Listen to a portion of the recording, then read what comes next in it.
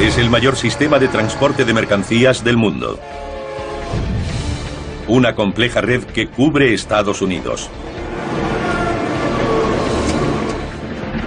Desde los primeros caballos de hierro a los actuales sementales de acero, suben laderas, serpentean por valles, truenan por praderas para repartir su carga. A continuación, los trenes de mercancías en maravillas modernas.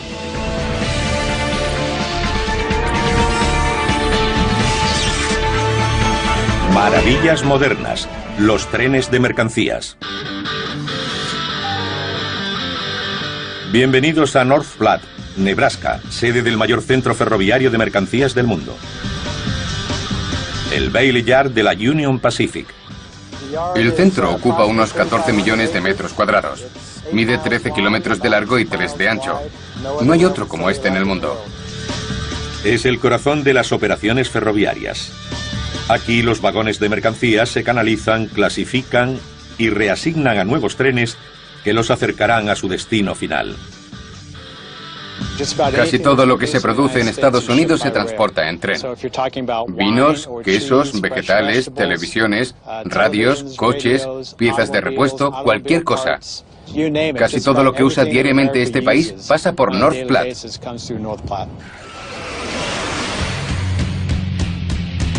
El Bailey Yard está estratégicamente situado en el centro de la red ferroviaria de la Union Pacific.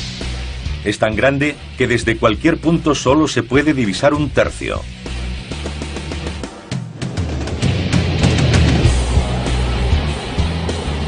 Excepto desde las pantallas del centro de mando donde se controla toda la actividad. En el centro de mando de Bailey coordinamos entre 130 y 180 trenes al día. Utilizando los sistemas informatizados más avanzados del mundo, el centro controla todo el tráfico en los 500 kilómetros de vías de Bailey Yard. Además de las locomotoras, los trabajadores procesan al día 10.000 vagones de carga. La primera parada de muchos de ellos es uno de los dos puntos de clasificación o collados.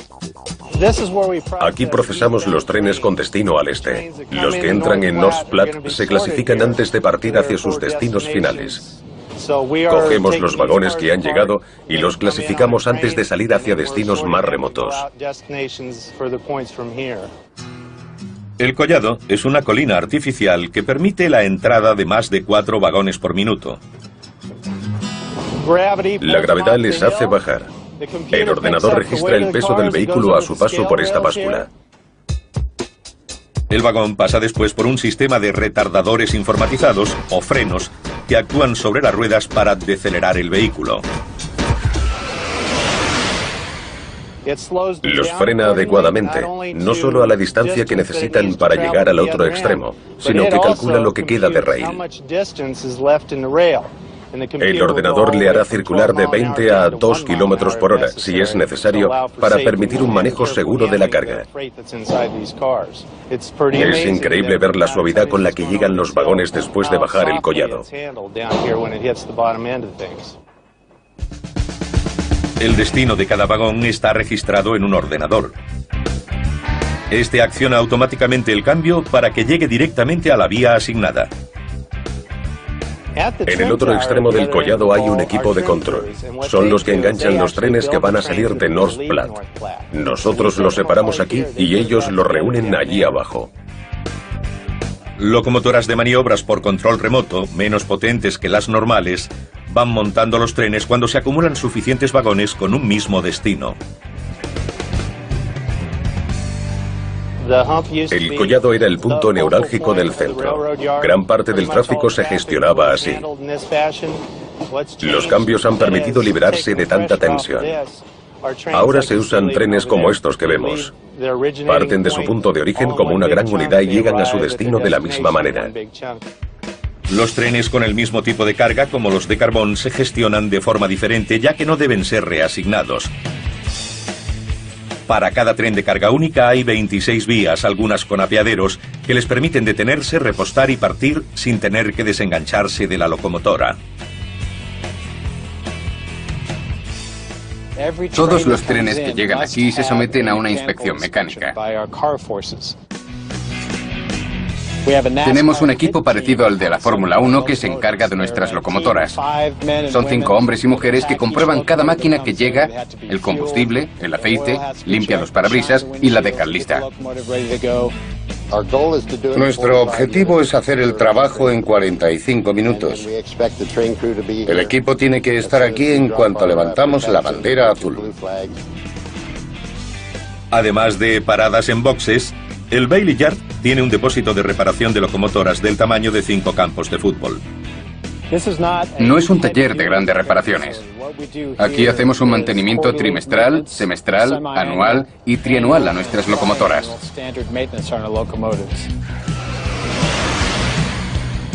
Aquí también hacen el mantenimiento de los vagones.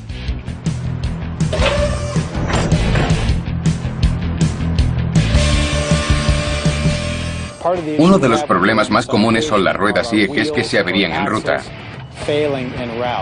Los empleados del departamento de vagones se centran en el estado de ruedas y ejes cuando entran aquí.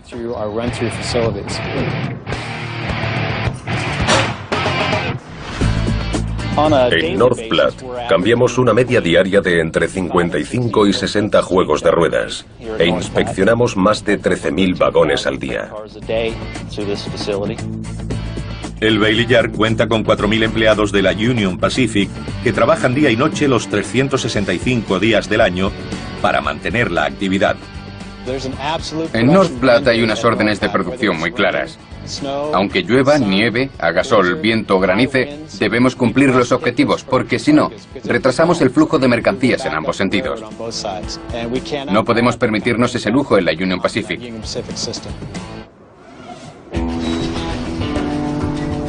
Puede que el Bailey Yard sea el centro de gestión más grande al servicio de la mayor línea férrea de Norteamérica, pero también es un gigantesco engranaje de una maquinaria aún mayor. Hablamos de una industria de más de 30.000 millones de euros al año, donde 75 céntimos de cada euro ganado por el ferrocarril provienen de las mercancías. Un sistema tan grande que abarca más de 225.000 kilómetros de vías y se extiende por casi todos los rincones de Estados Unidos. Pero es algo más. 22.000 locomotoras y 1.300.000 trenes de mercancías. Trenes con hasta 100 vagones de 3 kilómetros de longitud, con 2.000 millones de toneladas de carga cruzando el país anualmente. La auténtica impulsora de la creación del ferrocarril fue la necesidad de transportar mercancías.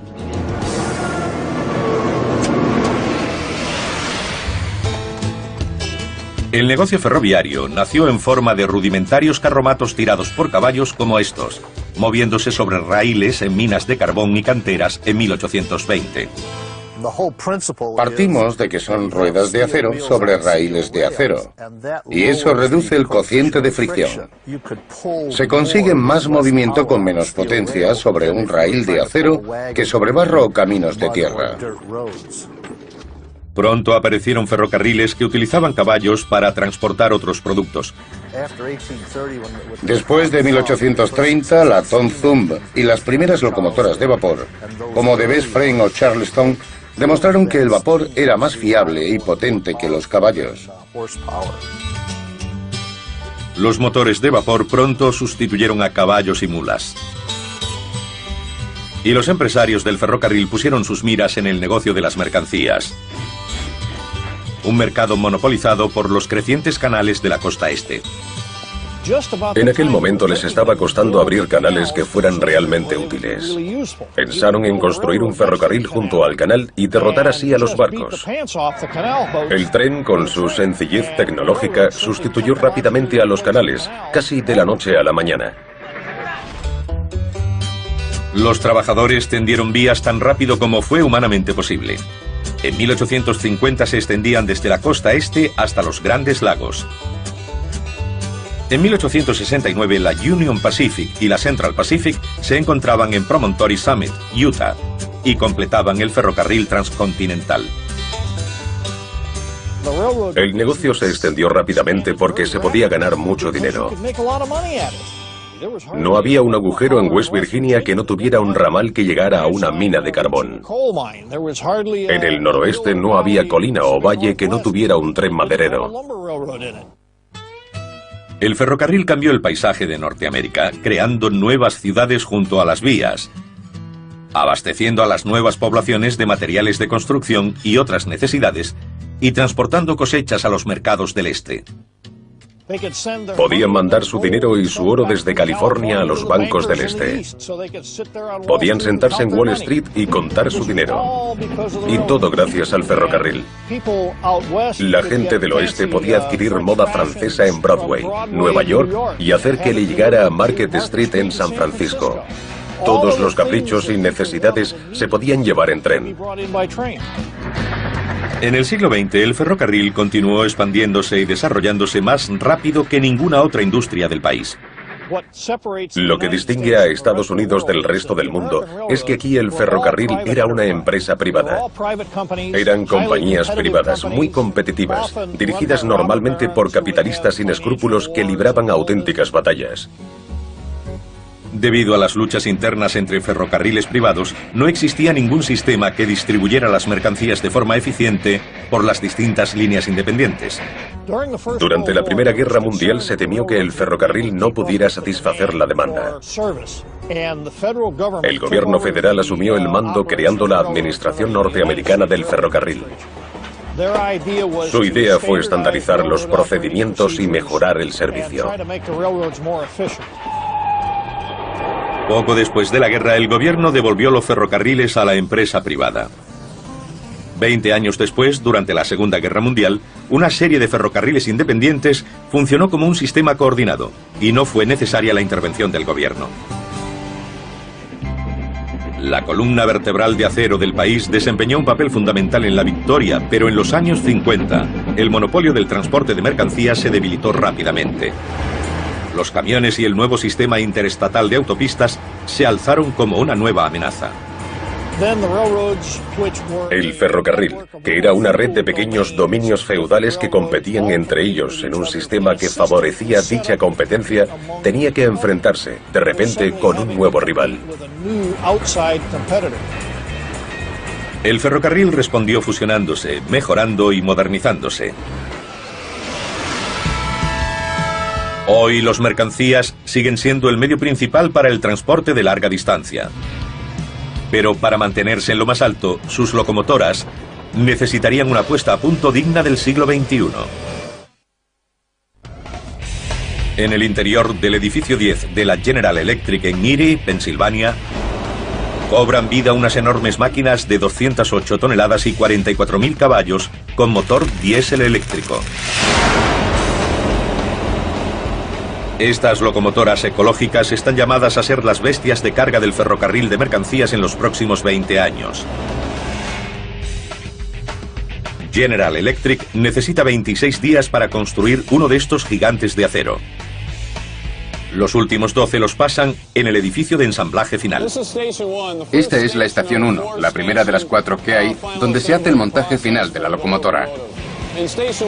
Aquí colocamos la plataforma al revés para trabajar sobre ella. Los trabajadores instalan sensores electrónicos y tuberías en la parte inferior. A continuación, pasa a una zona de montaje de componentes prefabricados. Este es el motor de las serie Evolución, el alma de las locomotoras de este tipo. El motor diésel de 44.000 caballos genera con 12 cilindros lo que modelos anteriores producían con 16. El motor de las serie Evolución ahorra un 3% más en combustible que sus predecesores. Una locomotora normal consume 1.300.000 litros al año. Si lo llevamos a un periodo de 20 años, ese 3% de mejora supone unos 760.000 litros menos de diésel quemados durante su vida útil.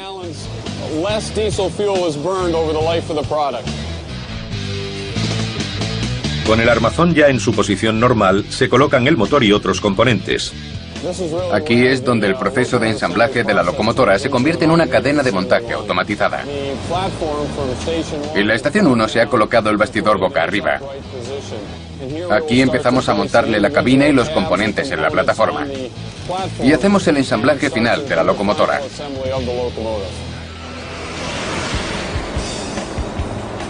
La locomotora empieza a tomar forma a medida que avanza por el sistema movido por aire comprimido más grande del mundo. Conectamos una manguera de aire a los gatos. El aire elevará ligeramente la plataforma y la desplazará de una estación de trabajo a otra. Es impresionante porque cuando llega a la última pesa más de 150.000 kilos. Pero las bestias de acero de 20 metros de largo y 5 de alto aún no están acabadas. En este punto, la locomotora está casi terminada, pero le faltan las ruedas. Aquí la retiramos de los gatos de aire comprimido y la llevamos a la estación 4. Una grúa iza la locomotora de 150 toneladas sobre el suelo de la fábrica y la deposita suavemente en un conjunto de ruedas.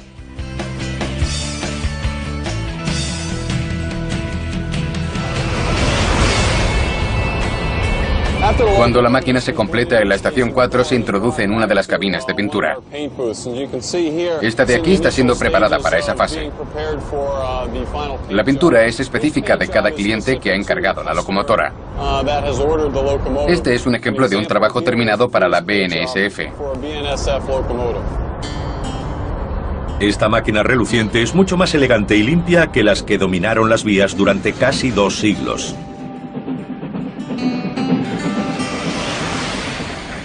El desarrollo de la locomotora de vapor fue evolutivo y revolucionario.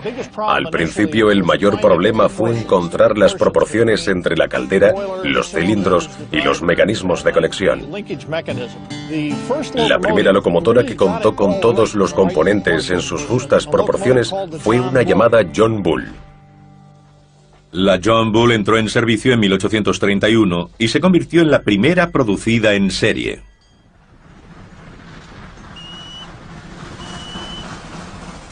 Pero este modelo pronto quedó obsoleto cuando las locomotoras aumentaron de tamaño y potencia. La madera se usó de forma generalizada en los ferrocarriles estadounidenses hasta poco después de la Guerra Civil. En muchos territorios por los que pasaba el tren en praderas y llanuras no había árboles. La mayoría de las locomotoras producidas a finales del siglo XIX funcionaban con carbón. En aquellos días, cada 3 o 4 años, se cambiaba a una máquina más grande.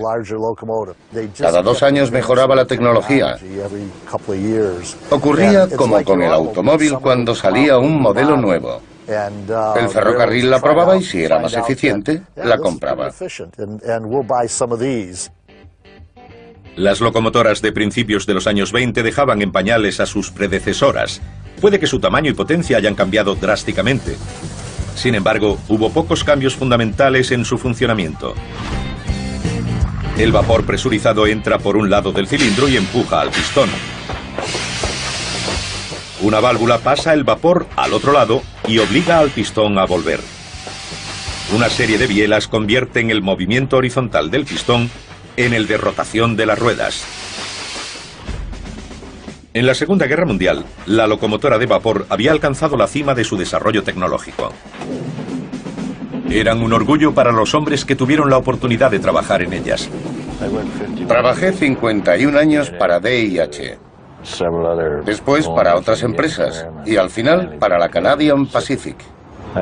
Pasé 22 años con herramientas, por decirlo así, de fogonero y maquinista. Siempre digo que fueron años gloriosos ahora que ya han pasado. DIH tenía 40 locomotoras fantásticas del tipo Challenger. Eran las más potentes del noroeste. No creo que hubiera otras máquinas más grandes y bonitas. Cuando Bernie O'Brien empezó en el ferrocarril en 1948, sus días como fogonero en las locomotoras de vapor estaban contados. El diésel se introdujo en los años 20, pero no se consideró una locomotora apta para circular.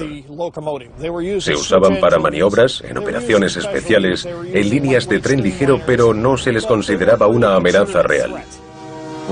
Cuando DIH compró la RS-2, alguien me dijo que iba a sustituir a las Challenger, pero no lo creí.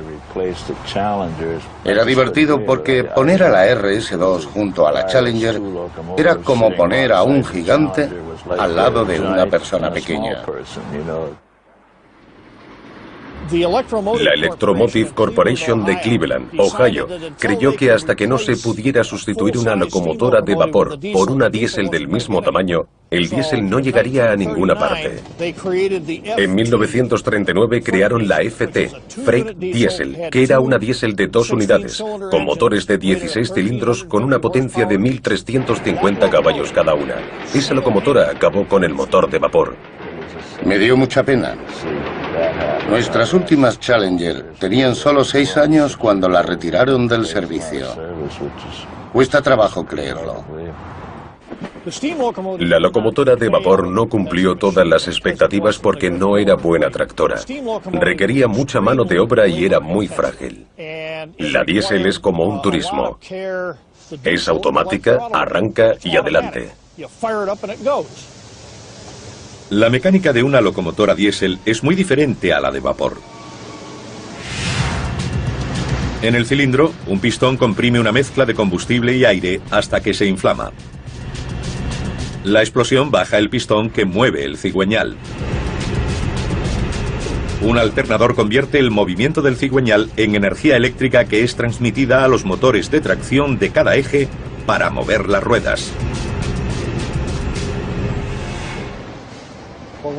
Una de las ventajas del diésel es que se podían acoplar tantas unidades como se necesitaran.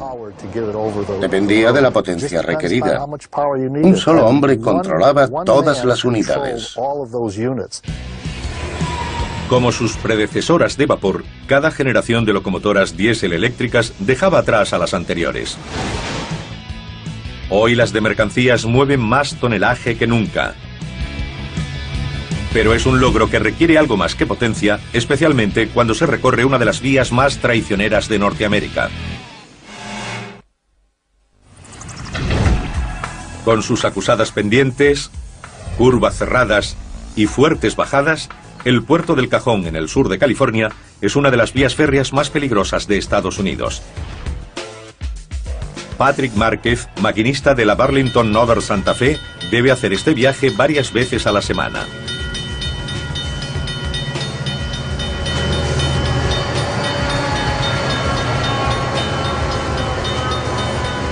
Lo hace con un tren de 3 kilómetros que pesa más de 6.000 toneladas. Normalmente van 2 hombres. Un revisor que hace de encargado del tren y su carga.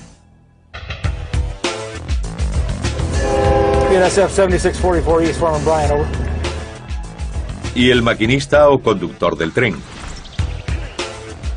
Pero para este duro viaje se necesita un segundo maquinista que controla 2 locomotoras adicionales en la parte trasera del convoy para empujarlo colina arriba.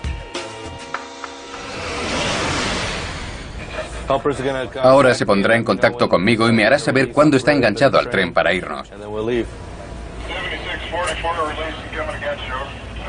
Allá vamos. Me acaba de dar la señal de que está liberando los frenos. Al soltar el freno le damos potencia y nos vamos.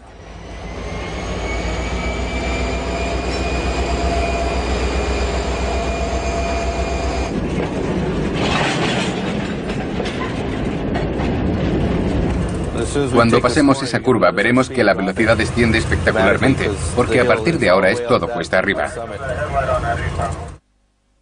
Los motores deben proporcionar 30.000 kilos de empuje para impulsar el tren. Cuanto más potencia apliques al motor de tracción, más posibilidades habrá de que las ruedas patinen. Para evitar que lo hagan, usaremos tierra, y eso proporcionará agarre a la rueda. Así no será metal contra metal, y seguirá moviéndose. Las locomotoras modernas están equipadas con un sistema electrónico de control de tracción. Usan aire comprimido para rociar arena desde una tobera delante de cada rueda. Si patinan las ruedas, el ordenador lo percibirá, como en un coche. y me lo indicará en el panel. El maquinista Márquez está en constante comunicación con el de la locomotora trasera. Si no contáramos con esa ayuda, tendríamos muchos deslizamientos. Las ruedas patinarían y no tendríamos suficiente potencia para subir la colina. Se necesita mucho esfuerzo para subir más de 6 millones de kilos hasta la cima. La gravedad tira de nosotros y yo intento neutralizarla.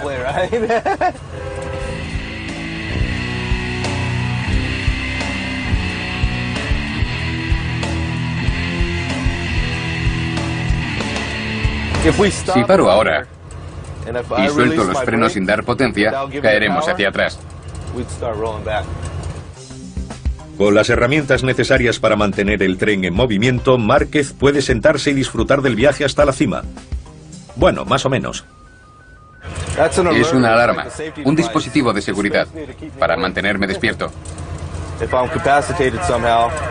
Si sufro algún contratiempo y no apago la alarma, aplicará los frenos e irá decelerando el tren hasta detenerlo.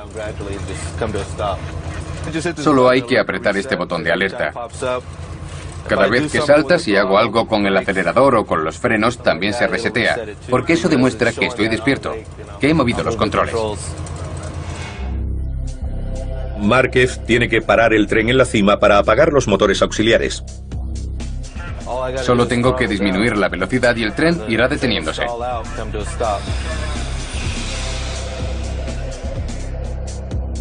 Esta parada está prevista, pero no todas lo son. Si recorrimos un terreno en pendiente a 30 kilómetros por hora, con un tren que pesa unas 6.000 toneladas, necesitaríamos 400 metros para detenerlo en caso de emergencia.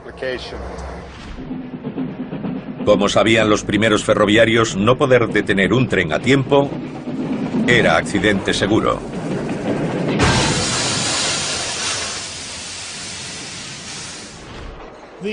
Los primeros ferrocarriles usaban frenos de mano de varios tipos.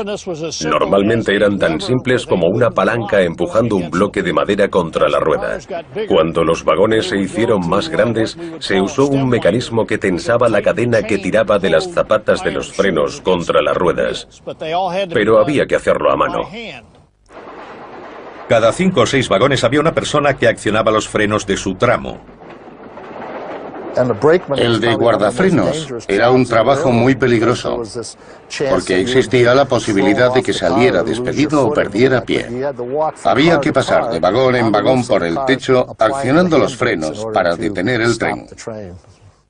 Pero entonces a los trabajadores se les consideró prescindibles y se buscó otro método. En 1866, George Westinghouse aceptó el reto de encontrar un modo más efectivo de parar los trenes. En 1873, desarrolló lo que hoy se recuerda como uno de los inventos más seguros de todos los tiempos: los frenos neumáticos. En un tren de mercancía se accionan con aire comprimido desde la locomotora. Cuando el depósito de aire de cada vagón se llena, abre una válvula que libera los frenos.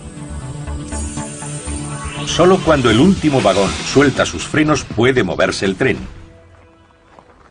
El sistema es seguro ya que cualquier reducción en la presión del aire, como una fuga en la manguera, hace que se apliquen los frenos. Cuando la locomotora diésel eléctrica sustituyó a la de vapor, surgió otra tecnología revolucionaria: los frenos dinámicos para complementar a los neumáticos.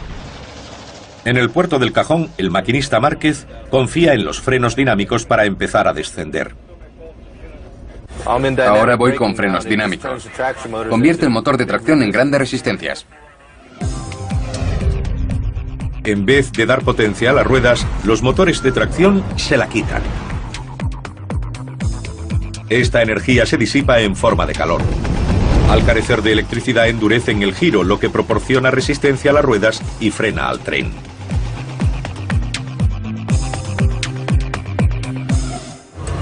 Cuanto más mueva este mando hacia adelante, más amperios requiere, lo que ralentiza el motor y añade resistencia. Son los que nos frenan, lo que significa que tengo que añadir más amperios para mantener el tren bajo control. Los frenos dinámicos son muy útiles en pendientes y ahorran una cantidad considerable de zapatas de freno. y por consiguiente de costes de mantenimiento. La gravedad nos empuja colina abajo. Encuentro resistencia en la cabeza del tren porque he convertido estos motores de tracción en frenos. Las ruedas están girando y yo intento aminorar la marcha. Los motores intentan frenar. El tren empuja contra nuestro motor y yo puedo controlar la velocidad con los frenos dinámicos. Si no quiero ir muy rápido, añado más freno dinámico para decelerar o mantener una velocidad constante. Si quiero acelerar, reduzco los frenos dinámicos, lo que significa que las ruedas girarán más fácilmente el motor y la gravedad empujará más. Pero los frenos dinámicos pueden no ser suficientes para evitar que este tren de mercancía se convierta en una montaña rusa. Voy con frenos dinámicos. Estoy pidiéndole demasiado a mis motores. El tren va demasiado rápido. Si no hago algo, voy a seguir ganando velocidad. Voy a aminorar con los frenos neumáticos. Irá frenando el resto del camino de bajada.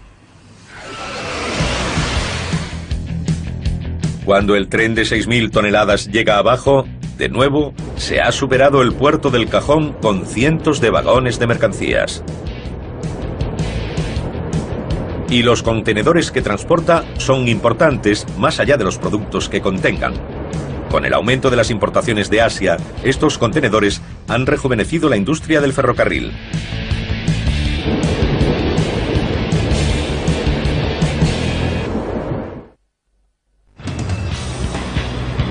Más de 7 millones de contenedores entran en los puertos de Los Ángeles y Long Beach cada año. Más que en ningún otro punto de Estados Unidos. Son cargas intermodales, contenedores diseñados para pasar fácilmente de un modo de transporte a otro. Y han revolucionado y revitalizado la industria del ferrocarril. Los sistemas intermodales de intercambio son una extensión de los buques de contenedores del puerto de Los Ángeles. Los contenedores se descargan del barco, se llevan al muelle y se cargan en camión o tren. Más de 50 trenes salen diariamente de los puertos gemelos de Los Ángeles y Long Beach, transportando aproximadamente 220 contenedores. Eso impide que 11.000 camiones congestionen aún más las autopistas de Los Ángeles. La llegada del comercio con Asia, especialmente en los últimos 20 años, y en concreto con China en los últimos 10, ha duplicado el volumen que llega a los puertos de la costa oeste. Los trenes de contenedores han servido para dar salida a grandes cantidades. El tráfico intermodal se duplicará hasta los 100 trenes diarios en las próximas 2 décadas. Más del 60% de las importaciones pasa por estos puertos con destino a todo el país. La primera parada de todo este tráfico es el corredor de la Alameda. Se dirige al este para servir al resto del país. El pasillo de 30 kilómetros es una vía rápida para trenes que conecta los puertos con centros ferroviarios del este de la ciudad. Este tramo de 15 kilómetros, al que llamamos cariñosamente la trinchera, fue la joya de la corona del programa. Sus 15 kilómetros representan la mitad del pasillo. En la trinchera los trenes viajan sin ningún impedimento por debajo del tráfico de la ciudad. Un viaje que duraba casi 2 horas se ha reducido a solo 45 minutos. Es una de las grandes bazas. El corredor de la Alameda representa uno de los enlaces más fuertes de la red de ferrocarril transcontinental en este momento. El sistema intermodal ha superado al carbón como el gran generador de beneficios de la industria ferroviaria. Las plataformas articuladas, diseñadas para transportar contenedores de sistema intermodal, permitieron que el ferrocarril siguiera siendo relevante en el mundo del transporte de mercancías. Cada vagón puede albergar un contenedor en la zona baja y otro encima.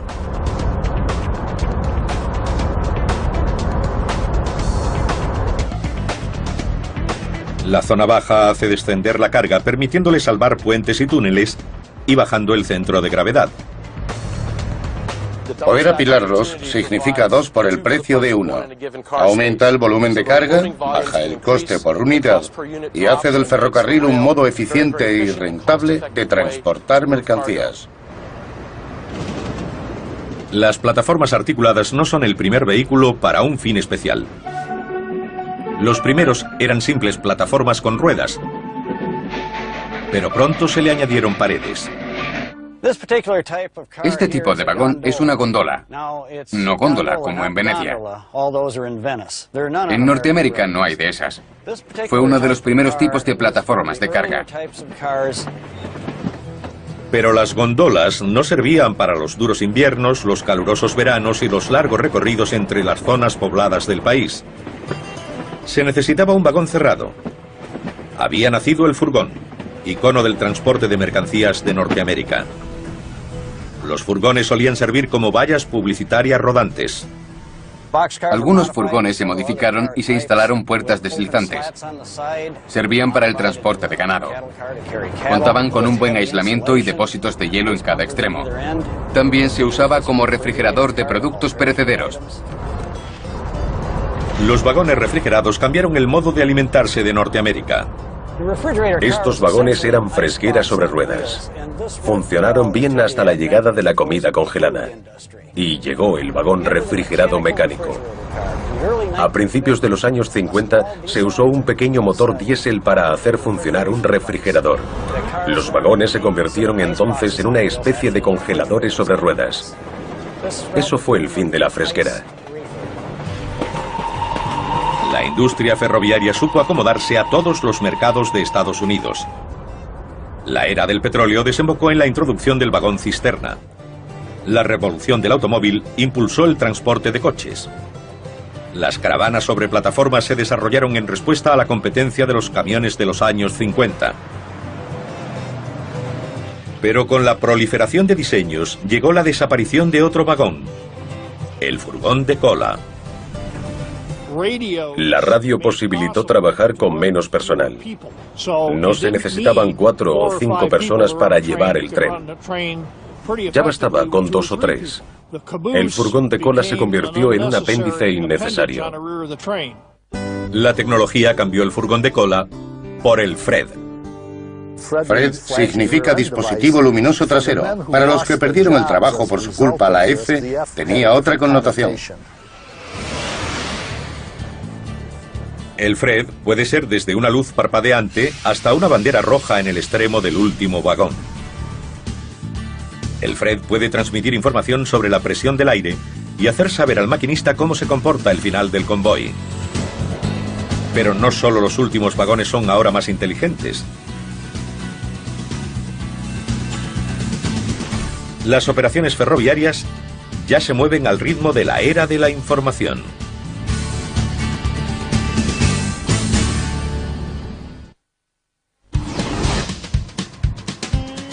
Hay miles de trenes recorriendo América del Norte. Sus caminos se entrecruzan, comparten las mismas líneas e incluso pueden usar la misma vía en direcciones opuestas. Suena a trenes a punto de chocar.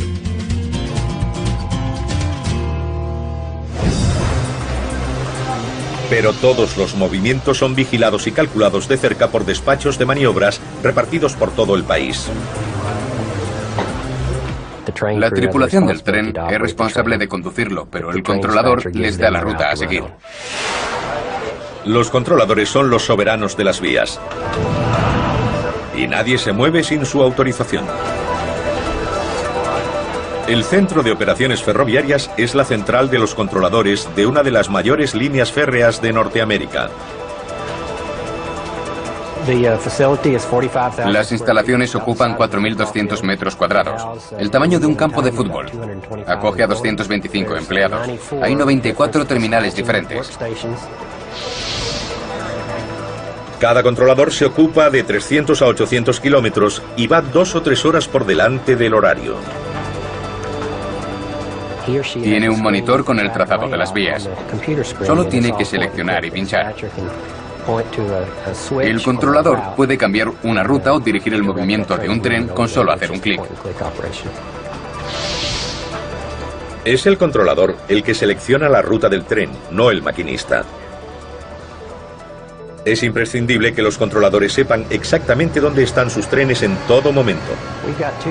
Tenemos dos mecanismos diferentes de seguimiento. Uno a través del sistema de señales que sigue a los trenes a través de la corriente eléctrica de las vías. Envía la información al sistema del controlador. Y un equipo de identificación automática que transmite información inalámbrica al controlador y le da su localización y su ruta. Es un sistema de identificación que instalamos en todos los trenes, en las locomotoras, en todos los vagones de Norteamérica. BNSF tiene unos 500 lectores de este equipo. Van captando información de los trenes y las locomotoras. Nosotros usamos dicha información para actualizar el ordenador central e identificar exactamente qué está ocurriendo en ese tren en un momento dado. A los pocos segundos de que un tren pase por un lector, la información llega a los operadores del centro de maniobras y a los clientes conectados. Pero los lectores pueden estar a 150 kilómetros de distancia y los conductores enganchan vagones en diferentes puntos de la ruta, por lo que los controladores necesitan una información aún más precisa. BNSF tiene alrededor de 1.200 trenes en movimiento en cualquier momento. Al pasar por el lector, proporcionan mucha información a través de la aplicación de voz. La aplicación convierte automáticamente la información verbal en datos informatizados. Usan la radio para decirnos lo que han hecho. A los 9 segundos, esa información queda actualizada en nuestro ordenador central. Esta información puede consistir en la recogida o entrega de vagones en distintos depósitos de la ruta. También se usan ordenadores portátiles para informar del movimiento. Sería muy similar al funcionamiento de un GPS.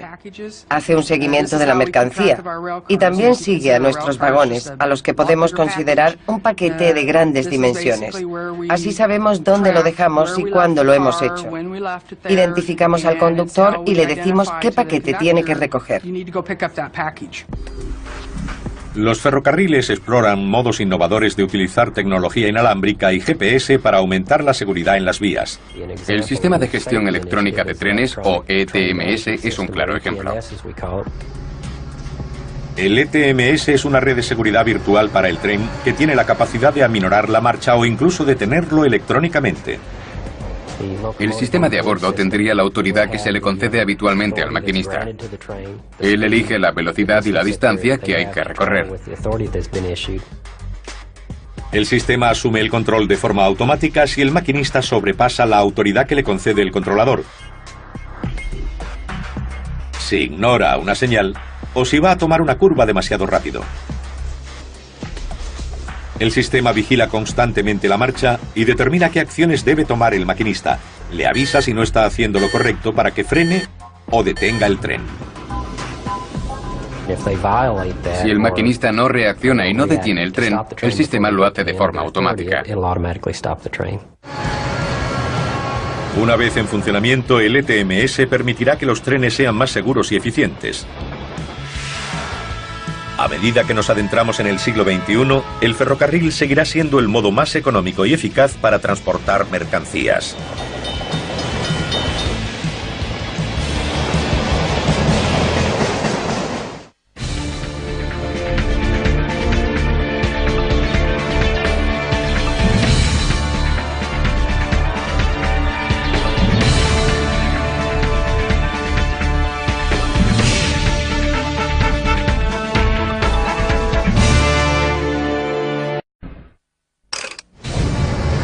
Es el mayor sistema de transporte de mercancías del mundo. Una compleja red que cubre Estados Unidos. Desde los primeros caballos de hierro a los actuales sementales de acero, suben laderas, serpentean por valles, truenan por praderas, para repartir su carga. A continuación, los trenes de mercancías en maravillas modernas.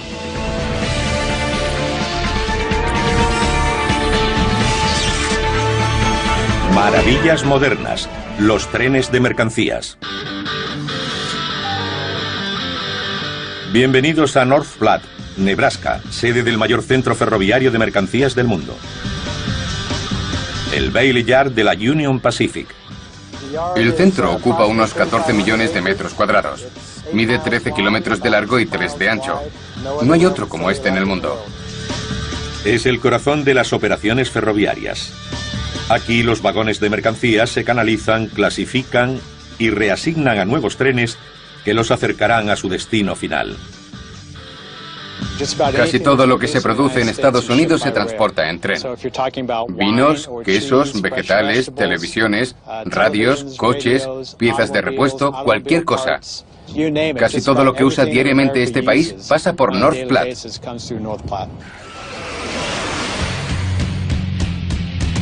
El Bailey Yard está estratégicamente situado en el centro de la red ferroviaria de la Union Pacific.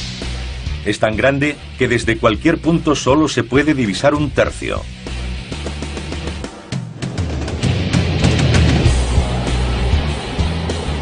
Excepto desde las pantallas del centro de mando donde se controla toda la actividad. En el centro de mando de Bailey coordinamos entre 130 y 180 trenes al día. Utilizando los sistemas informatizados más avanzados del mundo, el centro controla todo el tráfico en los 500 kilómetros de vías de Bailey Yard. Además de las locomotoras, los trabajadores procesan al día 10.000 vagones de carga.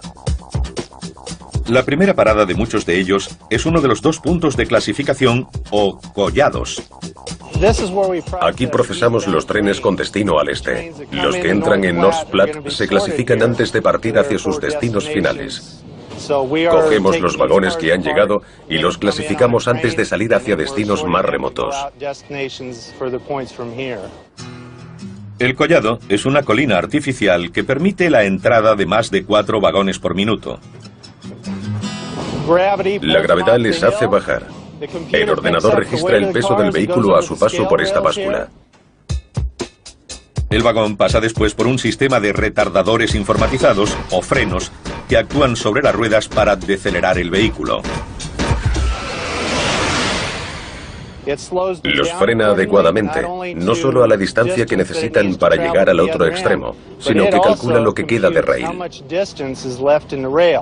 El ordenador le hará circular de 20 a 2 kilómetros por hora, si es necesario, para permitir un manejo seguro de la carga. Es increíble ver la suavidad con la que llegan los vagones después de bajar el collado. El destino de cada vagón está registrado en un ordenador. Este acciona automáticamente el cambio para que llegue directamente a la vía asignada. En el otro extremo del collado hay un equipo de control. Son los que enganchan los trenes que van a salir de North Platte. Nosotros los separamos aquí y ellos los reúnen allí abajo. Locomotoras de maniobras por control remoto, menos potentes que las normales, van montando los trenes cuando se acumulan suficientes vagones con un mismo destino. El collado era el punto neurálgico del centro. Gran parte del tráfico se gestionaba así. Los cambios han permitido liberarse de tanta tensión. Ahora se usan trenes como estos que vemos. Parten de su punto de origen como una gran unidad y llegan a su destino de la misma manera. Los trenes con el mismo tipo de carga como los de carbón se gestionan de forma diferente ya que no deben ser reasignados. Para cada tren de carga única hay 26 vías, algunas con apeaderos, que les permiten detenerse, repostar y partir sin tener que desengancharse de la locomotora. Todos los trenes que llegan aquí se someten a una inspección mecánica. Tenemos un equipo parecido al de la Fórmula 1 que se encarga de nuestras locomotoras. Son 5 hombres y mujeres que comprueban cada máquina que llega, el combustible, el aceite, limpian los parabrisas y la dejan lista. Nuestro objetivo es hacer el trabajo en 45 minutos. El equipo tiene que estar aquí en cuanto levantamos la bandera azul. Además de paradas en boxes, el Bailey Yard tiene un depósito de reparación de locomotoras del tamaño de 5 campos de fútbol. No es un taller de grandes reparaciones. Aquí hacemos un mantenimiento trimestral, semestral, anual y trianual a nuestras locomotoras.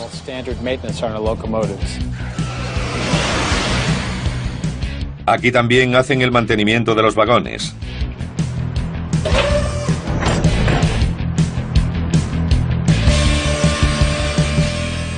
Uno de los problemas más comunes son las ruedas y ejes que se averían en ruta. Los empleados del departamento de vagones se centran en el estado de ruedas y ejes cuando entran aquí.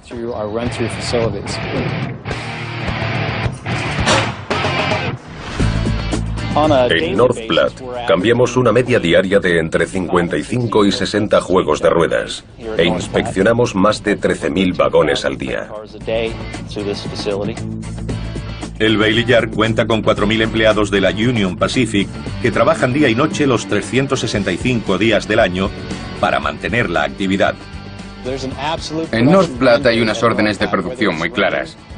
Aunque llueva, nieve, haga sol, viento o granice, debemos cumplir los objetivos porque si no, retrasamos el flujo de mercancías en ambos sentidos. No podemos permitirnos ese lujo en la Union Pacific.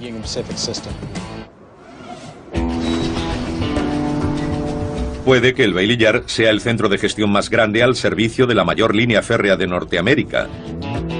Pero también es un gigantesco engranaje de una maquinaria aún mayor. Hablamos de una industria de más de 30.000 millones de euros al año, donde 75 céntimos de cada euro ganado por el ferrocarril provienen de las mercancías. Un sistema tan grande que abarca más de 225.000 kilómetros de vías y se extiende por casi todos los rincones de Estados Unidos. Pero es algo más. 22.000 locomotoras y 1.300.000 trenes de mercancías. Trenes con hasta 100 vagones de 3 kilómetros de longitud, con 2.000 millones de toneladas de carga cruzando el país anualmente. La auténtica impulsora de la creación del ferrocarril fue la necesidad de transportar mercancías.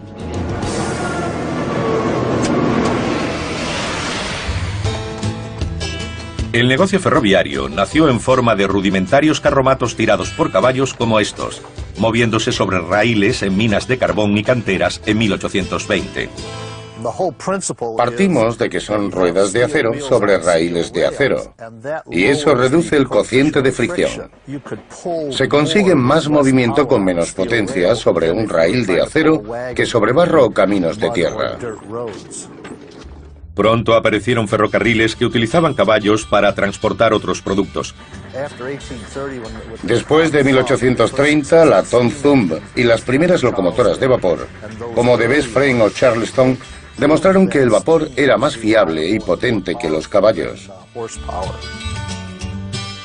Los motores de vapor pronto sustituyeron a caballos y mulas. Y los empresarios del ferrocarril pusieron sus miras en el negocio de las mercancías. Un mercado monopolizado por los crecientes canales de la costa este. En aquel momento les estaba costando abrir canales que fueran realmente útiles. Pensaron en construir un ferrocarril junto al canal y derrotar así a los barcos. El tren, con su sencillez tecnológica, sustituyó rápidamente a los canales, casi de la noche a la mañana. Los trabajadores tendieron vías tan rápido como fue humanamente posible. En 1850 se extendían desde la costa este hasta los Grandes Lagos. En 1869 la Union Pacific y la Central Pacific se encontraban en Promontory Summit, Utah, y completaban el ferrocarril transcontinental. El negocio se extendió rápidamente porque se podía ganar mucho dinero. No había un agujero en West Virginia que no tuviera un ramal que llegara a una mina de carbón. En el noroeste no había colina o valle que no tuviera un tren maderero. El ferrocarril cambió el paisaje de Norteamérica, creando nuevas ciudades junto a las vías, abasteciendo a las nuevas poblaciones de materiales de construcción y otras necesidades, y transportando cosechas a los mercados del este. Podían mandar su dinero y su oro desde California a los bancos del este. Podían sentarse en Wall Street y contar su dinero. Y todo gracias al ferrocarril. La gente del oeste podía adquirir moda francesa en Broadway, Nueva York, y hacer que le llegara a Market Street en San Francisco. Todos los caprichos y necesidades se podían llevar en tren. En el siglo XX, el ferrocarril continuó expandiéndose y desarrollándose más rápido que ninguna otra industria del país. Lo que distingue a Estados Unidos del resto del mundo es que aquí el ferrocarril era una empresa privada. Eran compañías privadas muy competitivas, dirigidas normalmente por capitalistas sin escrúpulos que libraban auténticas batallas. Debido a las luchas internas entre ferrocarriles privados, no existía ningún sistema que distribuyera las mercancías de forma eficiente por las distintas líneas independientes. Durante la Primera Guerra Mundial se temió que el ferrocarril no pudiera satisfacer la demanda. El gobierno federal asumió el mando creando la Administración Norteamericana del Ferrocarril. Su idea fue estandarizar los procedimientos y mejorar el servicio. Poco después de la guerra, el gobierno devolvió los ferrocarriles a la empresa privada. 20 años después, durante la Segunda Guerra Mundial, una serie de ferrocarriles independientes funcionó como un sistema coordinado y no fue necesaria la intervención del gobierno. La columna vertebral de acero del país desempeñó un papel fundamental en la victoria, pero en los años 50, el monopolio del transporte de mercancías se debilitó rápidamente. Los camiones y el nuevo sistema interestatal de autopistas se alzaron como una nueva amenaza. El ferrocarril, que era una red de pequeños dominios feudales que competían entre ellos en un sistema que favorecía dicha competencia, tenía que enfrentarse, de repente, con un nuevo rival. El ferrocarril respondió fusionándose, mejorando y modernizándose. Hoy los mercancías siguen siendo el medio principal para el transporte de larga distancia. Pero para mantenerse en lo más alto, sus locomotoras necesitarían una puesta a punto digna del siglo XXI. En el interior del edificio 10 de la General Electric en Erie, Pensilvania, cobran vida unas enormes máquinas de 208 toneladas y 44.000 caballos con motor diésel eléctrico. Estas locomotoras ecológicas están llamadas a ser las bestias de carga del ferrocarril de mercancías en los próximos 20 años.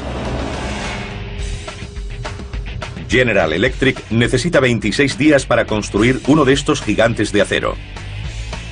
Los últimos 12 los pasan en el edificio de ensamblaje final. Esta es la estación 1, la primera de las 4 que hay, donde se hace el montaje final de la locomotora. Aquí colocamos la plataforma al revés para trabajar sobre ella. Los trabajadores instalan sensores electrónicos y tuberías en la parte inferior. A continuación, pasa a una zona de montaje de componentes prefabricados. Este es el motor de las serie Evolución, el alma de las locomotoras de este tipo. El motor diésel de 44.000 caballos genera con 12 cilindros lo que modelos anteriores producían con 16. El motor de las serie Evolución ahorra un 3% más en combustible que sus predecesores. Una locomotora normal consume 1.300.000 litros al año. Si lo llevamos a un periodo de 20 años, ese 3% de mejora supone unos 760.000 litros menos de diésel quemados durante su vida útil.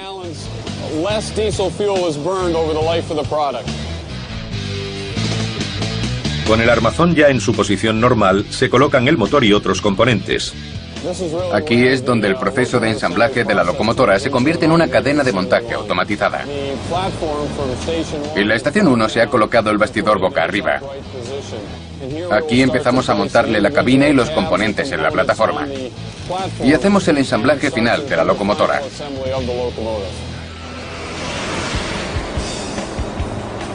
La locomotora empieza a tomar forma a medida que avanza por el sistema movido por aire comprimido más grande del mundo. Conectamos una manguera de aire a los gatos. El aire elevará ligeramente la plataforma y la desplazará de una estación de trabajo a otra.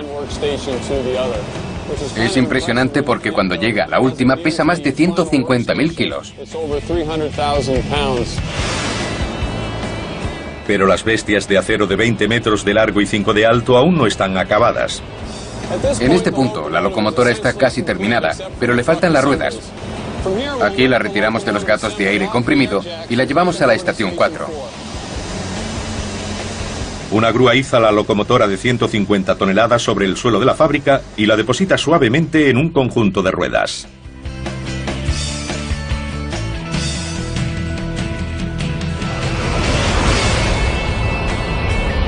Cuando la máquina se completa en la estación 4, se introduce en una de las cabinas de pintura. Esta de aquí está siendo preparada para esa fase. La pintura es específica de cada cliente que ha encargado la locomotora. Este es un ejemplo de un trabajo terminado para la BNSF. Esta máquina reluciente es mucho más elegante y limpia que las que dominaron las vías durante casi 2 siglos.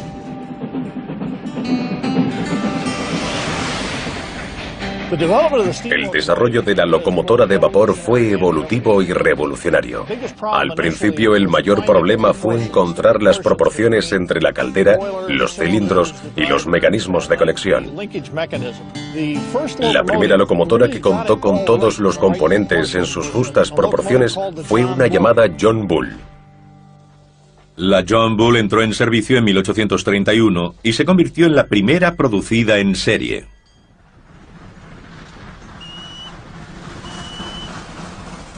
Pero este modelo pronto quedó obsoleto cuando las locomotoras aumentaron de tamaño y potencia. La madera se usó de forma generalizada en los ferrocarriles estadounidenses hasta poco después de la Guerra Civil.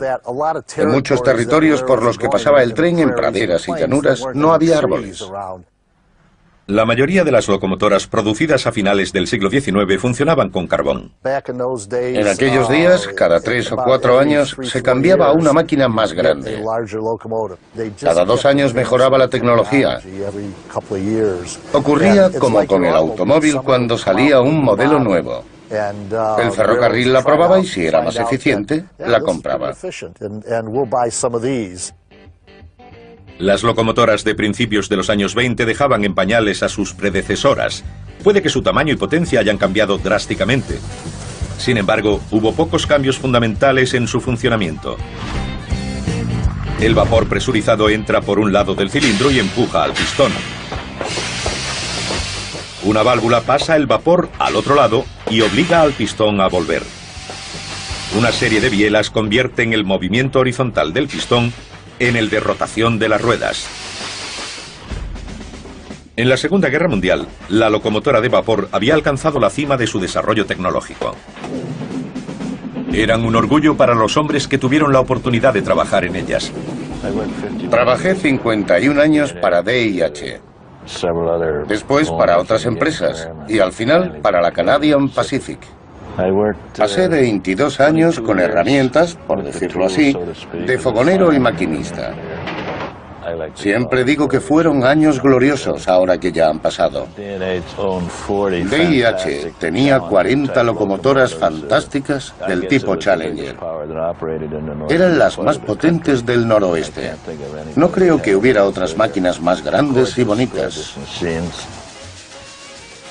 Cuando Bernie O'Brien empezó en el ferrocarril en 1948, sus días como fogonero en las locomotoras de vapor estaban contados. El diésel se introdujo en los años 20, pero no se consideró una locomotora apta para circular. Se usaban para maniobras, en operaciones especiales, en líneas de tren ligero, pero no se les consideraba una amenaza real. Cuando D&H compró la RS2, alguien me dijo que iba a sustituir a las Challenger, pero no lo creí. Era divertido porque poner a la RS2 junto a la Challenger era como poner a un gigante al lado de una persona pequeña. La Electromotive Corporation de Cleveland, Ohio, creyó que hasta que no se pudiera sustituir una locomotora de vapor por una diésel del mismo tamaño, el diésel no llegaría a ninguna parte. En 1939 crearon la FT, Freight Diesel, que era una diésel de 2 unidades, con motores de 16 cilindros con una potencia de 1.350 caballos cada una. Esa locomotora acabó con el motor de vapor. Me dio mucha pena. Nuestras últimas Challenger tenían solo 6 años cuando las retiraron del servicio. Cuesta trabajo creerlo. La locomotora de vapor no cumplió todas las expectativas porque no era buena tractora. Requería mucha mano de obra y era muy frágil. La diésel es como un turismo. Es automática, arranca y adelante. La mecánica de una locomotora diésel es muy diferente a la de vapor. En el cilindro, un pistón comprime una mezcla de combustible y aire hasta que se inflama. La explosión baja el pistón que mueve el cigüeñal. Un alternador convierte el movimiento del cigüeñal en energía eléctrica que es transmitida a los motores de tracción de cada eje para mover las ruedas. Una de las ventajas del diésel es que se podían acoplar tantas unidades como se necesitaran. Dependía de la potencia requerida. Un solo hombre controlaba todas las unidades. Como sus predecesoras de vapor, cada generación de locomotoras diésel eléctricas dejaba atrás a las anteriores. Hoy las de mercancías mueven más tonelaje que nunca. Pero es un logro que requiere algo más que potencia, especialmente cuando se recorre una de las vías más traicioneras de Norteamérica. Con sus acusadas pendientes, curvas cerradas y fuertes bajadas, el puerto del Cajón en el sur de California es una de las vías férreas más peligrosas de Estados Unidos. Patrick Márquez, maquinista de la Burlington Northern Santa Fe, debe hacer este viaje varias veces a la semana.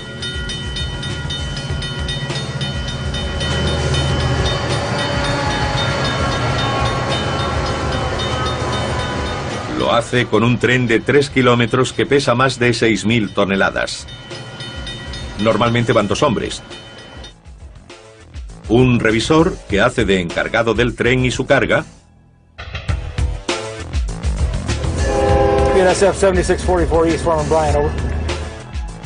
Y el maquinista o conductor del tren.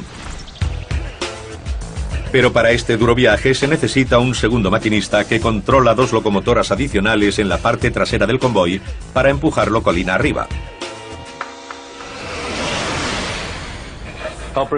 Ahora se pondrá en contacto conmigo y me hará saber cuándo está enganchado al tren para irnos. Allá vamos. Me acaba de dar la señal de que está liberando los frenos. Al soltar el freno le damos potencia y nos vamos.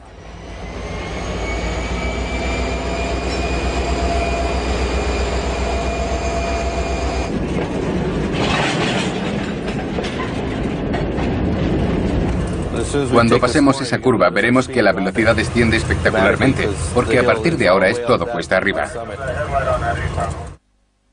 Los motores deben proporcionar 30.000 kilos de empuje para impulsar el tren.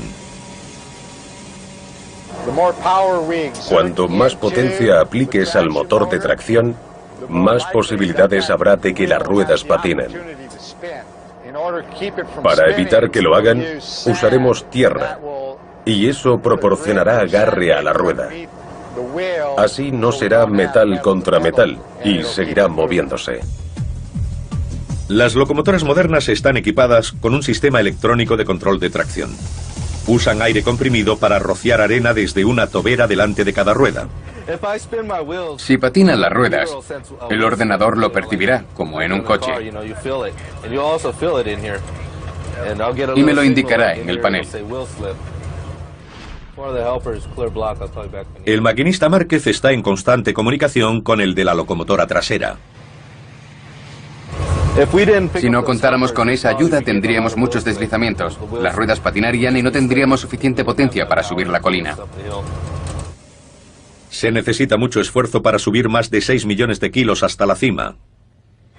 La gravedad tira de nosotros y yo intento neutralizarla.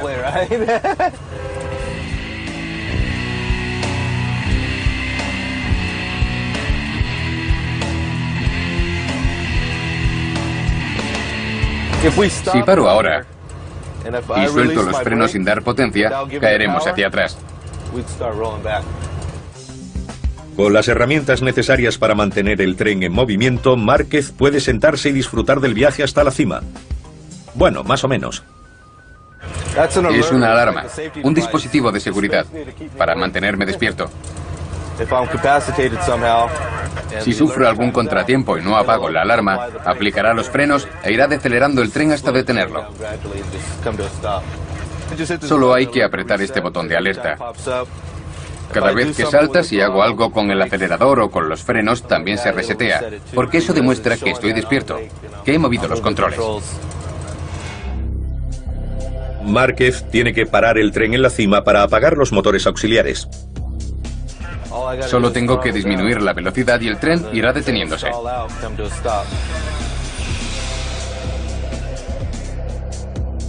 Esta parada está prevista, pero no todas lo son. Si recorrimos un terreno en pendiente a 30 kilómetros por hora, con un tren que pesa unas 6.000 toneladas, necesitaríamos 400 metros para detenerlo en caso de emergencia. Como sabían los primeros ferroviarios, no poder detener un tren a tiempo era accidente seguro.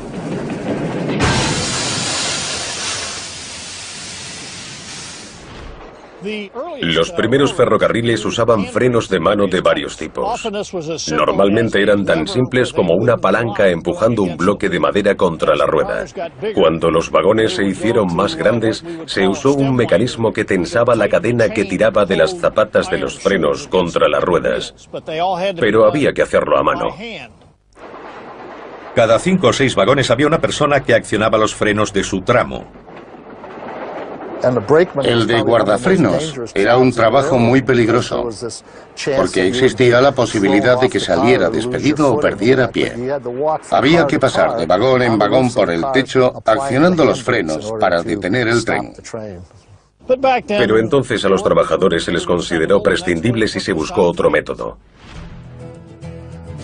En 1866, George Westinghouse aceptó el reto de encontrar un modo más efectivo de parar los trenes.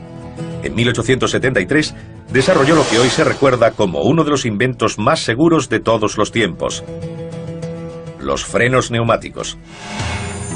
En un tren de mercancía se accionan con aire comprimido desde la locomotora. Cuando el depósito de aire de cada vagón se llena, abre una válvula que libera los frenos. Solo cuando el último vagón suelta sus frenos puede moverse el tren. El sistema es seguro ya que cualquier reducción en la presión del aire, como una fuga en la manguera, hace que se apliquen los frenos. Cuando la locomotora diésel eléctrica sustituyó a la de vapor, surgió otra tecnología revolucionaria: los frenos dinámicos para complementar a los neumáticos. En el puerto del Cajón, el maquinista Márquez confía en los frenos dinámicos para empezar a descender. Ahora voy con frenos dinámicos. Convierte el motor de tracción en grandes resistencias. En vez de dar potencia a las ruedas, los motores de tracción se la quitan.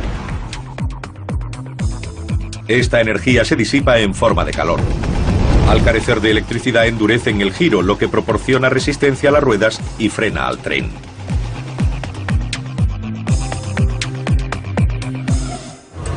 Cuanto más mueva este mando hacia adelante, más amperios requiere, lo que ralentiza el motor y añade resistencia.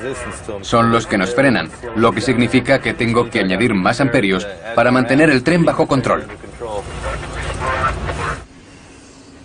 Los frenos dinámicos son muy útiles en pendientes y ahorran una cantidad considerable de zapatas de freno y por consiguiente de costes de mantenimiento. La gravedad nos empuja colina abajo. Encuentro resistencia en la cabeza del tren porque he convertido estos motores de tracción en frenos. Las ruedas están girando y yo intento aminorar la marcha. Los motores intentan frenar. El tren empuja contra nuestro motor y yo puedo controlar la velocidad con los frenos dinámicos. Si no quiero ir muy rápido, añado más freno dinámico para decelerar o mantener una velocidad constante. Si quiero acelerar, reduzco los frenos dinámicos, lo que significa que las ruedas girarán más fácilmente el motor y la gravedad empujará más.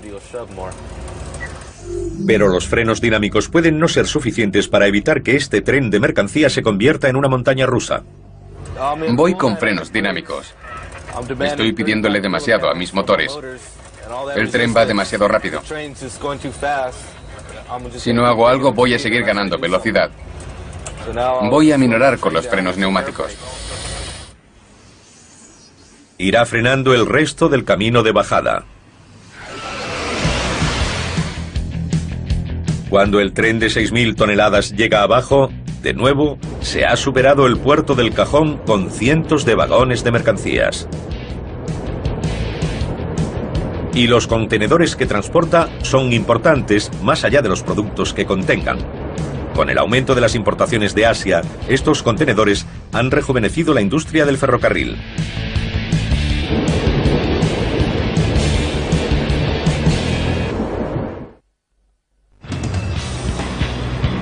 Más de 7 millones de contenedores entran en los puertos de Los Ángeles y Long Beach cada año.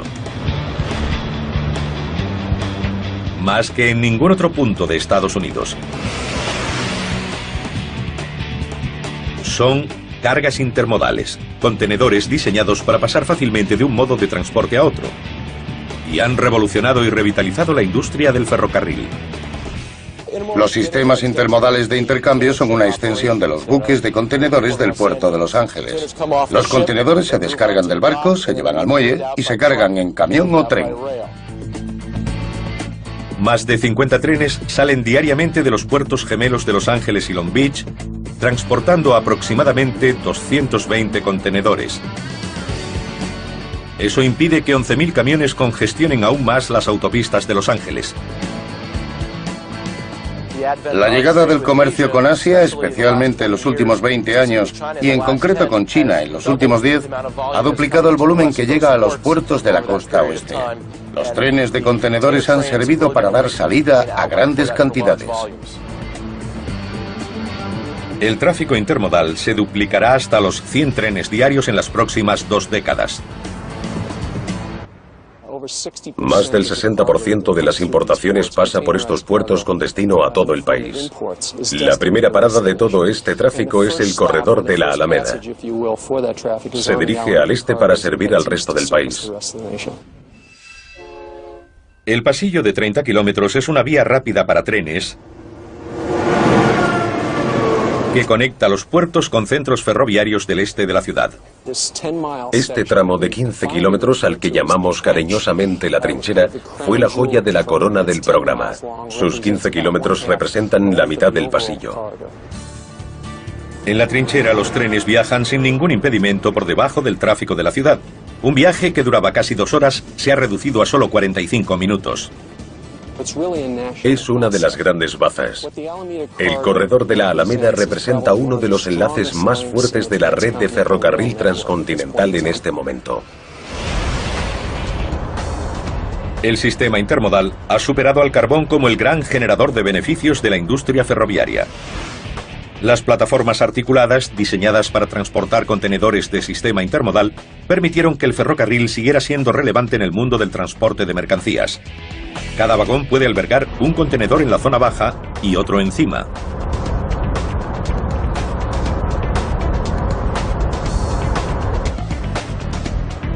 La zona baja hace descender la carga, permitiéndole salvar puentes y túneles y bajando el centro de gravedad.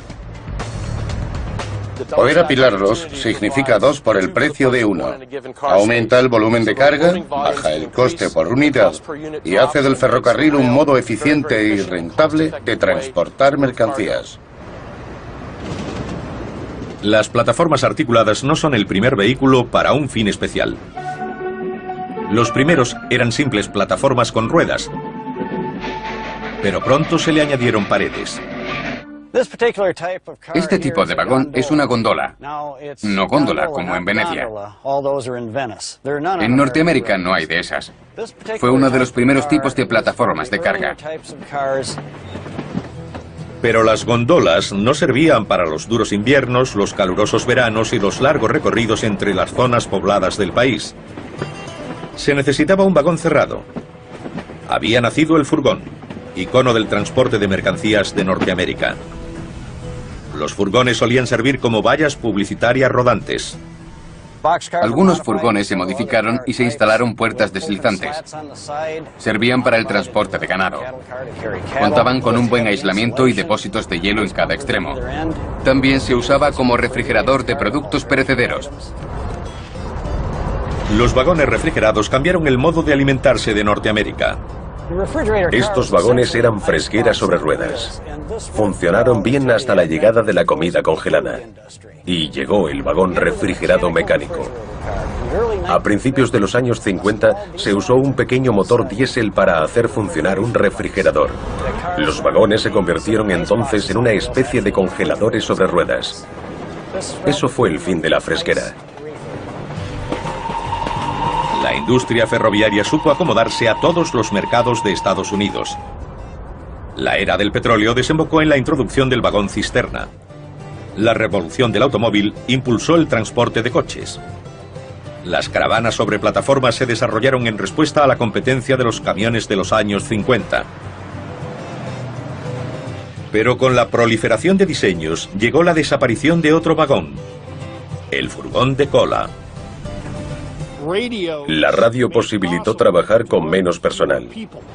No se necesitaban 4 o 5 personas para llevar el tren. Ya bastaba con 2 o 3. El furgón de cola se convirtió en un apéndice innecesario. La tecnología cambió el furgón de cola por el FRED. FRED significa dispositivo luminoso trasero. Para los que perdieron el trabajo por su culpa, la F tenía otra connotación.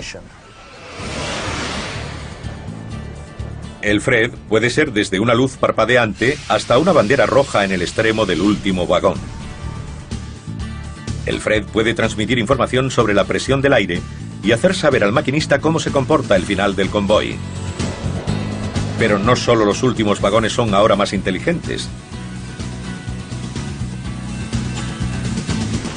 Las operaciones ferroviarias ya se mueven al ritmo de la era de la información.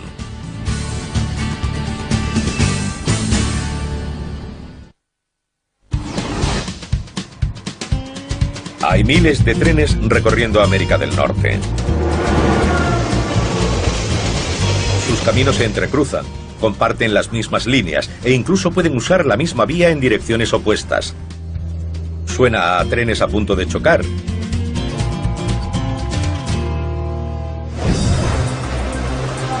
Pero todos los movimientos son vigilados y calculados de cerca por despachos de maniobras repartidos por todo el país.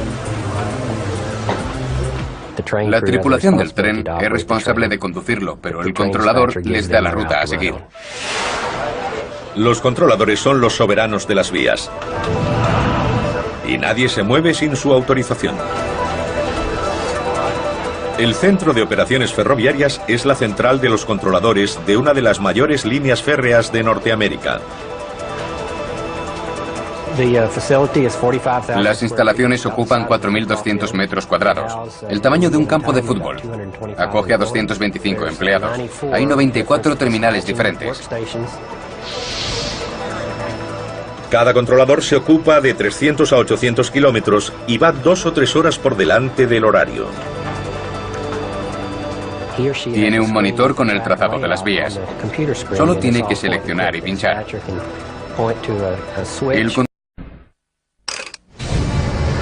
Es el mayor sistema de transporte de mercancías del mundo. Una compleja red que cubre Estados Unidos. Desde los primeros caballos de hierro a los actuales sementales de acero, suben laderas, serpentean por valles, truenan por praderas, para repartir su carga. A continuación, los trenes de mercancías en maravillas modernas.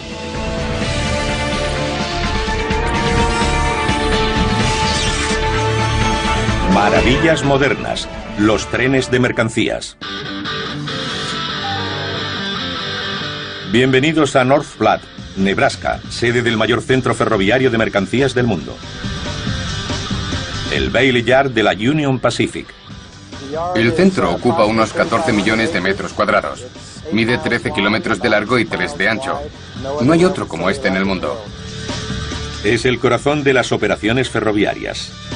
Aquí los vagones de mercancías se canalizan, clasifican y reasignan a nuevos trenes que los acercarán a su destino final. Casi todo lo que se produce en Estados Unidos se transporta en tren. Vinos, quesos, vegetales, televisiones, radios, coches, piezas de repuesto, cualquier cosa. Casi todo lo que usa diariamente este país pasa por North Platte.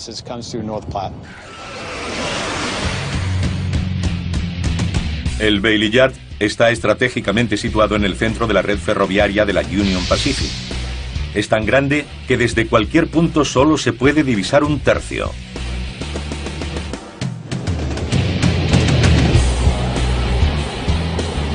Excepto desde las pantallas del centro de mando donde se controla toda la actividad.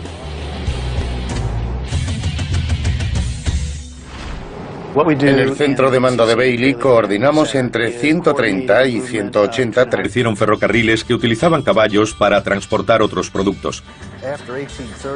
Después de 1830, la Tom Thumb y las primeras locomotoras de vapor, como de Best Friend o Charleston, demostraron que el vapor era más fiable y potente que los caballos. Los motores de vapor pronto sustituyeron a caballos y mulas. Y los empresarios del ferrocarril pusieron sus miras en el negocio de las mercancías. Un mercado monopolizado por los crecientes canales de la costa este. En aquel momento les estaba costando abrir canales que fueran realmente útiles. Pensaron en construir un ferrocarril junto al canal y derrotar así a los barcos. El tren, con su sencillez tecnológica, sustituyó rápidamente a los canales, casi de la noche a la mañana. Los trabajadores tendieron vías tan rápido como fue humanamente posible. En 1850 se extendían desde la costa este hasta los Grandes Lagos. En 1869 la Union Pacific y la Central Pacific se encontraban en Promontory Summit, Utah, y completaban el ferrocarril transcontinental. El negocio se extendió rápidamente porque se podía ganar mucho dinero. No había un agujero en West Virginia que no tuviera un ramal que llegara a una mina de carbón. En el noroeste no había colina o valle que no tuviera un tren maderero.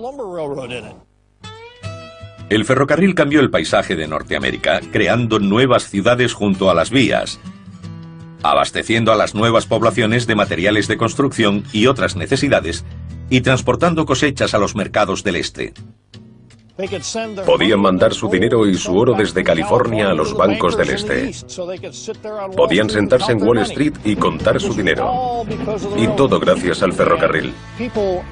La gente del oeste podía adquirir moda francesa en Broadway, Nueva York, y hacer que le llegara a Market Street en San Francisco. Todos mes al día. Utilizando los sistemas informatizados más avanzados del mundo, el centro controla todo el tráfico en los 500 kilómetros de vías de Bailey Yard. Además de las locomotoras, los trabajadores procesan al día 10.000 vagones de carga. La primera parada de muchos de ellos es uno de los 2 puntos de clasificación o collados. Aquí procesamos los trenes con destino al este. Los que entran en North Platte se clasifican antes de partir hacia sus destinos finales. Cogemos los vagones que han llegado y los clasificamos antes de salir hacia destinos más remotos. El collado es una colina artificial que permite la entrada de más de 4 vagones por minuto. La gravedad les hace bajar. El ordenador registra el peso del vehículo a su paso por esta báscula. El vagón pasa después por un sistema de retardadores informatizados o frenos que actúan sobre las ruedas para decelerar el vehículo. Los frena adecuadamente, no solo a la distancia que necesitan para llegar al otro extremo, sino que calcula lo que queda de raíl. El ordenador le hará circular de 20 a 2 kilómetros por hora, si es necesario, para permitir un manejo seguro de la carga. Es increíble ver la suavidad con la que llegan los vagones después de bajar el collado. El destino de cada vagón está registrado en un ordenador. Este acciona automáticamente el cambio para que llegue directamente a la vía asignada. En el otro extremo del collado hay un equipo de control. Son los que enganchan los trenes que van a salir de North Platte. Nosotros los separamos aquí y ellos los reúnen allí abajo.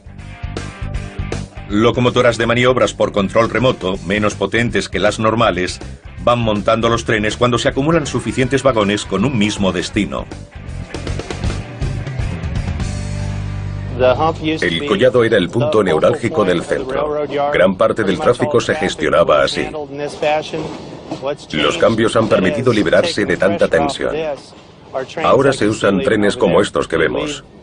Parten de su punto de origen como una gran unidad y llegan a su destino de la misma manera. Los trenes con el mismo tipo de carga, como los de carbón, se gestionan de forma diferente, ya que no deben ser reasignados. Para cada tren de carga única hay 26 vías, algunas con apeaderos, que les permiten detenerse, repostar y partir sin tener que desengancharse de la locomotora. Todos los trenes que llegan aquí se someten a una inspección mecánica. Tenemos un equipo parecido al de la Fórmula 1 que se encarga de nuestras locomotoras. Son 5 hombres y mujeres que comprueban cada máquina que llega, el combustible, el aceite, limpian los parabrisas y la dejan lista. Nuestro objetivo es hacer el trabajo en 45 minutos. El equipo tiene que estar aquí en cuanto levantamos la bandera azul. Además de paradas en boxes, el Bailey Yard tiene un depósito de reparación de locomotoras del tamaño de 5 campos de fútbol. No es un taller de grandes reparaciones. Aquí hacemos un mantenimiento trimestral, semestral, anual y trianual a nuestras locomotoras.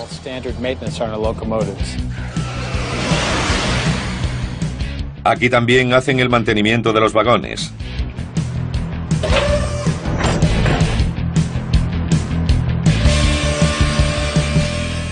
Uno de los problemas más comunes son las ruedas y ejes que se averían en ruta. Los empleados del departamento de vagones se centran en el estado de ruedas y ejes cuando entran aquí.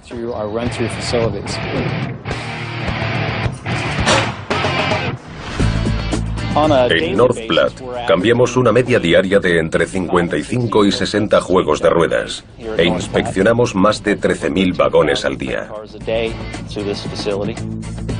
El Bailey Yard cuenta con 4.000 empleados de la Union Pacific que trabajan día y noche los 365 días del año para mantener la actividad. En North Platte hay unas órdenes de producción muy claras. Aunque llueva, nieve, haga sol, viento o granice, debemos cumplir los objetivos porque si no, retrasamos el flujo de mercancías en ambos sentidos. No podemos permitirnos ese lujo en la Union Pacific.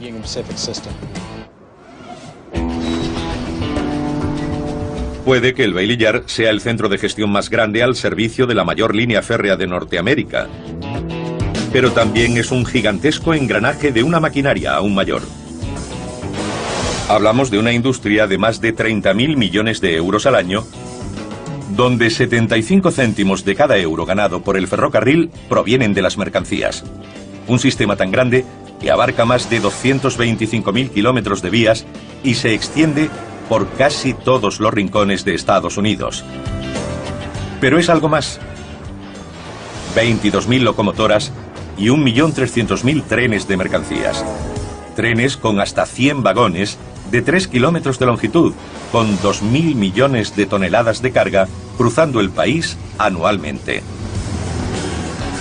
La auténtica impulsora de la creación del ferrocarril fue la necesidad de transportar mercancías.